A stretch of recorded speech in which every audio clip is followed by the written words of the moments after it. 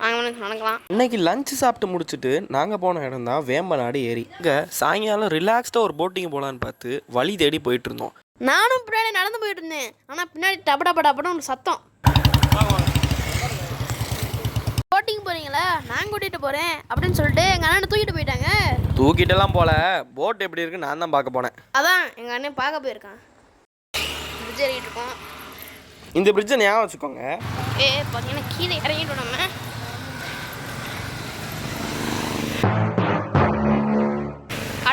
காட்டுறேன்.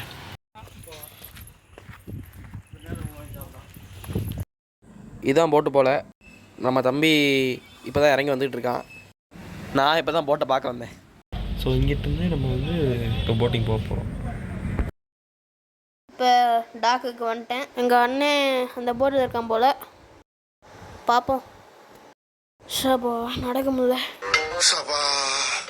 இப்பவே கண்ணை கட்டுது.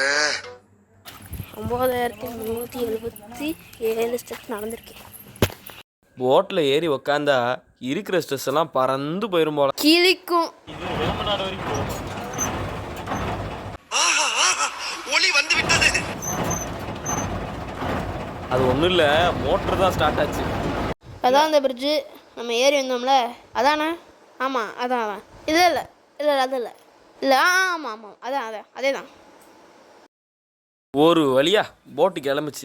மிதக்கிறதுக்கும் பறக்கிறதுக்கும் வித்தியாசமே தெரில. ஸ்மூத்தாக போச்சு. கண்டிப்பாக எல்லாரும் ட்ராவல் பண்ணுற அளவுக்கு ஒர்த்தான ஜேர்னி தான் இந்த போட்டிங்.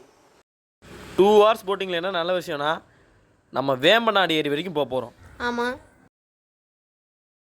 எங்களை மாதிரியே நிறைய போட்டு அங்கிட்டும் இங்கிட்டும் சுற்றிட்டு இருந்துச்சு.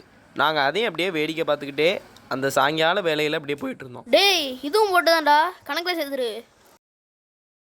ஒரு வழியாக போட்டு மெயின் ஸ்ட்ரீமுக்கு போச்சு, வேம்பநாடு ஏரி. எங்க மரம்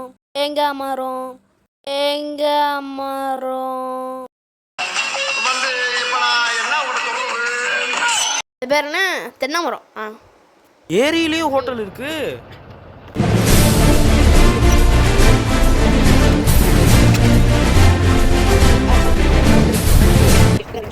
நான் கிராஸ் பண்ண போறேன். பிரிட்ஜை கிராஸ் பண்ணுற மாதிரி இருக்கு. எனக்கு கொஞ்சம் பயமாக இருக்குது. போட்லேருந்து இறங்கி ஒரு ஸ்டாப்புக்கு இறங்கியிருக்கோம். விட்டு போட்டீங்க. வந்துட்டேன். டேம் வந்துட்டேன். ஒரு ஸ்டாப்பில் இறங்கியிருக்கோம். ஸோ இந்த ஸ்டாப்பில் தான் இங்கே சாப்பாடு எல்லாம் கூல்ட்ரிங்க்ஸ் எல்லாமே கிடைக்கும் போல். ஒரு ஸ்டாப்பில் இங்கே நல்லா சீ ஃபுட் கிடைக்கும் போல்.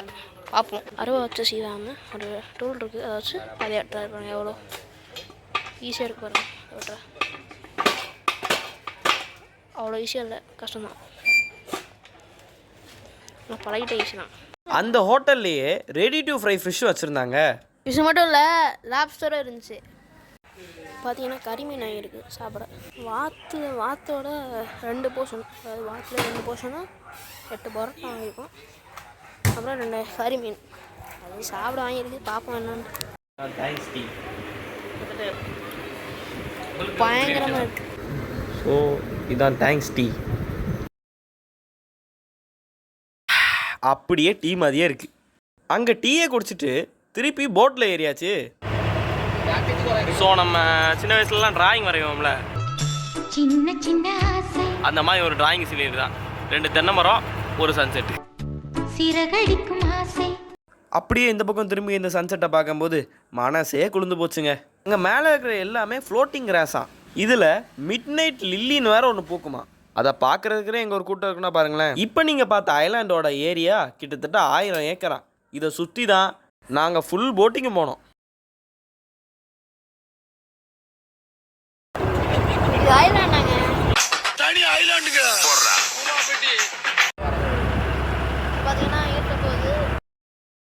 லெஃப்ட் சைடில் தெரிகிற லைட்லாம் ஆலப்புழா, ரைட் சைடில் தெரிகிற லைட்லாம் கோட்டயம். 2த்துக்கு நடுவில் ஒரு பிரிட்ஜு. எப்படி ஒரு வழியாக நைட்டு சாப்பிட உட்காந்துச்சுங்க. இது போசனு கறி மீன், அதில் ஒரு பாதி சுற்றி இருட்டாயிடுச்சுங்க. இருந்தாலும் போட்டிங் நல்லா தான் இருந்துச்சு. அப்புறம் இங்கிட்டு திரும்பினா லைட்டு, அந்த இருட்டில் அந்த லைட்டில். இந்த ஊரில் இந்த மீன் தான் ரொம்ப ஃபேமஸாங்க. இந்த மீன் ரொம்ப ஃபேமஸா. லபக்குன்னு முழுங்குற எண்ணெயே ஸ்லோ மோஷனில் சாப்பிட வச்சிருச்சு. அந்த இருட்டுக்குள்ளே நாங்கள் மட்டும்தான் இருந்தோம்னா பக்கத்தில் இருக்கிற ரெசார்ட்டோட எல்லா லைட்டையும் போட்டு தான் வச்சுருந்தாங்க. நாங்களும் ஒரு வழியாக பரோட்டாக்கு ப்ரொமோட் ஆனோம். பரோட்டா வித் வாத்துக்கறி ஃபஸ்ட்டு கிளாஸு. வெற்றிகரமாக திரும்பி வந்தாச்சு. இதுதான் நம்ம வந்த போட். இப்போ நம்ம லேண்ட் டிபார்ட் ஆயாச்சு. ஆமாம், பட் டிபார்ட்